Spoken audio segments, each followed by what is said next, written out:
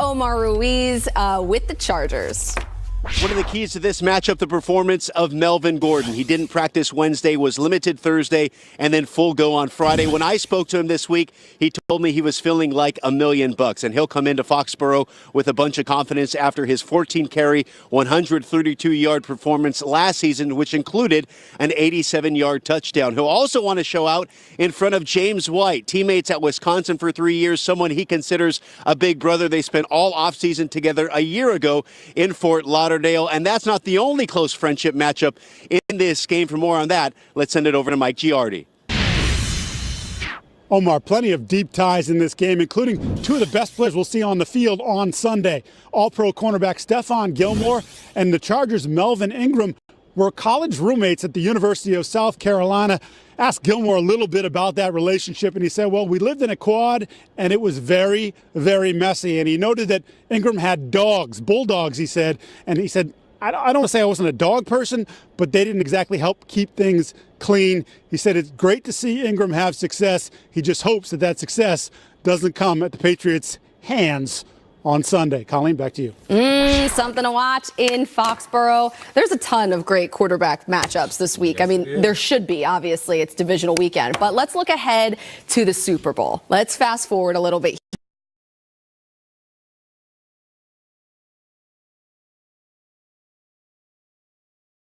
Go with Patrick Mahomes and Nick Foles. Patrick Mahomes against Nick Foles. You got the best regular season quarterback against the best playoff quarterback going up against each other. Patrick Mahomes, explosive guy throwing the ball down the football field, leads the NFL with 75 explosive completions. You know all of that.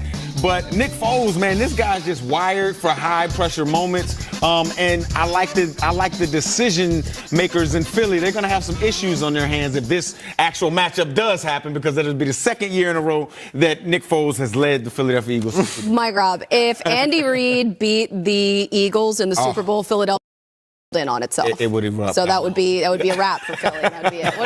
What do you Just a big hole. Yeah. If we're talking about a dream matchup, I would love to see Nick Foles and Carson Wentz. But we can't do that. But it's a dream, right? So, like, if this was a dream, it would be pretty awesome. You saying one of them won't be there on a trade and it could happen? Yeah. What do you think? So, for me, I went in there and I was just thinking about, what would be awesome. It's right. How about Phillip Rivers versus Drew Brees? Take you back. Drew Brees got to New Orleans Saints because of... Oh, right, yeah. Oh, yeah. Phillip Rivers. They handed off this team to Phillip Rivers. They did not re-sign him because they turned it over to Phillip Rivers. How about... I like it. And he was hurt, too. All of that. But that injury would have healed, right? So now the question is, does Drew Brees get his second against Phillip Rivers, and Phillip Rivers never gets one? Hall of Fame versus quote-unquote potential Hall of Fame. I see you stirring the pot. I like it. Storyline. It's a good storyline. Something we'll be sick of by it. Yeah, every year you get if the it happens. Yeah. Potential quote-unquote Hall of Fame. So do you... Drew Brees, potential Hall of Famer with Phillip Rivers. Okay. Potential. Some people are saying he is, but here's my question. Hall of Famers generally they don't get in the big games and throw the ball away. That's not a Hall of Famer. Wow. They shouldn't be a Hall of Famer? No, Drew Brees is a Hall of Famer. All right. To me, a couple years ago, our GMFB cousin Peter Schrager and I, we were sitting next to each other. The game's about to kick off in Arizona, and the flashbulbs are popping. He leans over and he goes, Mike, I love the Super Bowl.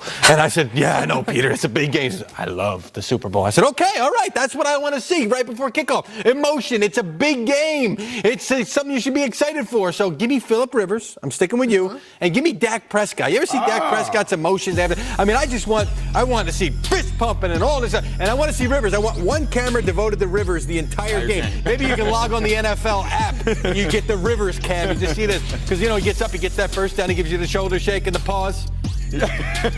First down, right there. Give me that. Do we have that video? I wanted that. That's a good one. Yeah, that's dope. Wind that clock, baby. But what about the Cowboys franchise quarterback? Who? Ezekiel Elliott. That guy? I didn't call him that. He's going to eat. That guy over there called him the franchise Nick quarterback. Foles and Andrew Luck would also be a pretty good one, too. That would be. And throw that in the ring, too. Okay. That other LA team ready to host the Cowboys tonight.